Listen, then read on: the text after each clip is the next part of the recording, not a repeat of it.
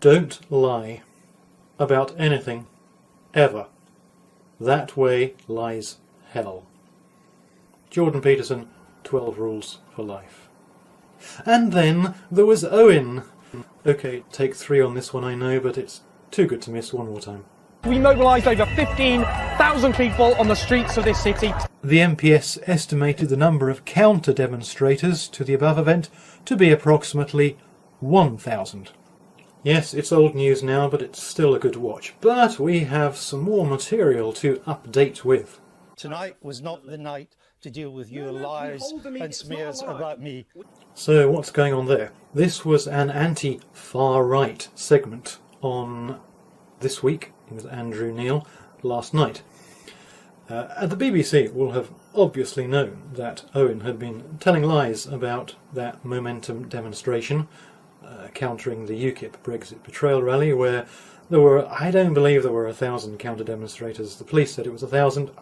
I saw about 400 or 500 from that very well-placed video. But anyway, Owen claimed it was 15,000. The BBC would know that this was an absolute crushing lie, but they have him on still, knowing that he tells gratuitous lies, because his lies suit their agenda. He is the wind-up doll of the anti-Brexit brigade, so it suits them to make a pact with the devil. Trouble is, this is a dangerous thing to do, to make a pact with the devil. And it seems that, according to Andrew at least, Owen may have been peddling some stuff about The Spectator magazine, of which Andrew Neil is the chairman, which itself may not have adhered to the highest standards of the good Dr. Pearson. Let's watch some more of the clip. Let me ask you one other point. We're almost run out of time, so I want to ask you another question. Well, I'm many things, Owen Jones, but I'm not naive. You are. Well, no, can we just say The Spectator is a classic example? Yeah, I knew you were going to bring that up, and I won't let you hijack that. No, it's not about hijacking, it's about The Spectator. Your smears and lies about me are not going to be dealt with tonight, so just move off it. We're going to talk about the media. I'm not going to let you hijack the BBC to do this. It's got nothing to do with it. What I want to ask you is this. Did you get that nonchalant sip of water there and the glance away? I'm bigger than this. And also that question which Andrew Neil asked at the end there, I'll just backtrack over that and run towards the end of the clip some more. When the far right behaves appallingly, that's thuggery. But when the far left does it, that's activism. I don't understand the difference. No, I will finish what I was going to say about Spectator. No, you won't. Well, you will. Because it's not right for you to take the BBC that to do magazine something has that has got defended, nothing to do with the BBC. It has defended Greek neo-Nazis. No, it has published an article. Yes, it has. Everyone. And by the way, the editor is responsible. In defence of the Wehrmacht. Why don't you answer my question? You're the chairman of The Spectator. I'm not responsible for the content. Answer my question. There wasn't enough Islamophobia in the Conservative Party. That's what we're dealing with in The Spectator, like other news. All right. Now, in terms of left-wing activism, you've run out of time, so you can't answer the question. So there you go. So everyone can look at the record of The Spectator. Everybody can look at the record. Incited racism against and you Muslims, and I may return to this, but not on another forum. Tonight was not the night to deal with your lies and smears about me. So let's leave it and we move on. Owen Jones, thank you very much. At the top there, Andrew Neil said to Owen Jones in his highly pissed off at this point state, how is it that when they do bad stuff, they're thugs, but when the hard left, Momentum, i.e. your lot, when they do bad stuff, they're activists?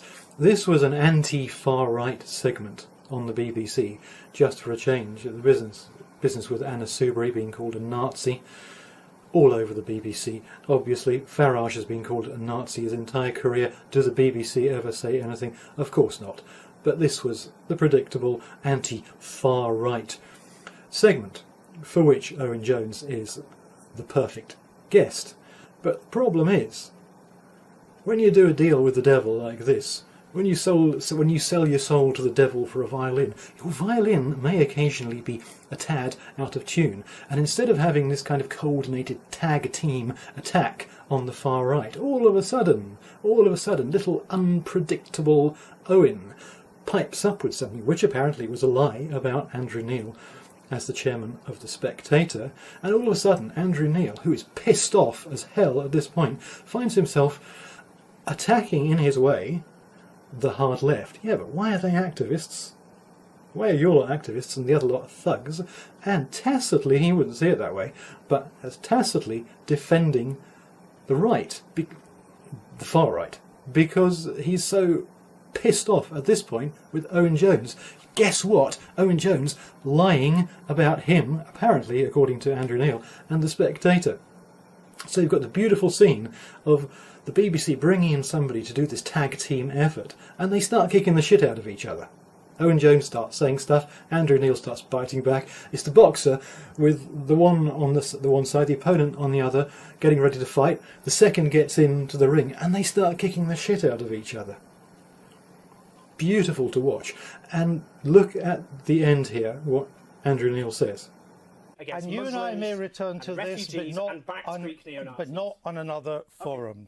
At the end there, right at the end, Andrew Neil says to Owen, you and I may return to this on another forum. He got his words slightly garbled. He put a negative in there somewhere because he was so angry, but that's what he meant.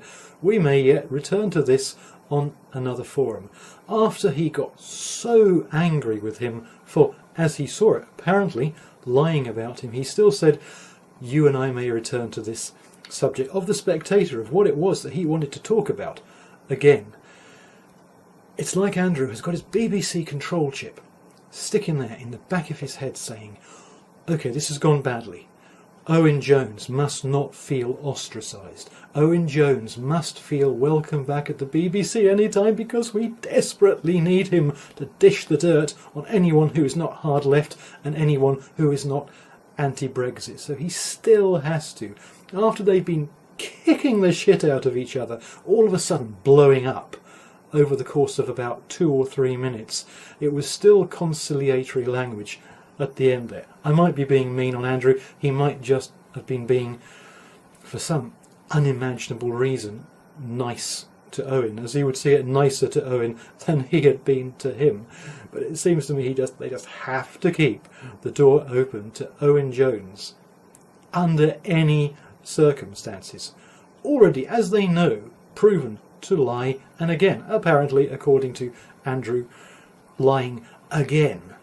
Watching the two of them just kick the hell out of each other, all of a sudden, almost out of nowhere. What a joy that was to behold. Watching two people apparently tag teaming on the far right, all of a sudden blowing up against each other. What a fantastic watch that was, wasn't it? I mean, both of them, both Owen Jones and the BBC, just looked stupid. Thank God for that. I'm many things, Owen Jones, but I'm not naive. Yeah, I knew you were going to bring that up, and I won't let you hijack that. Your smears and lies about me are not going to be dealt with tonight, so just move off it. I'm not going to let you hijack the BBC to do this. It's got nothing to do with it. When the far right behaves appallingly, that's thuggery. But when the far left does it, that's activism. I don't understand the difference. No, you've run out of time, so you can't answer the question. Tonight was not the night to deal with your lies and smears about me. Hope you enjoyed it as much as I did.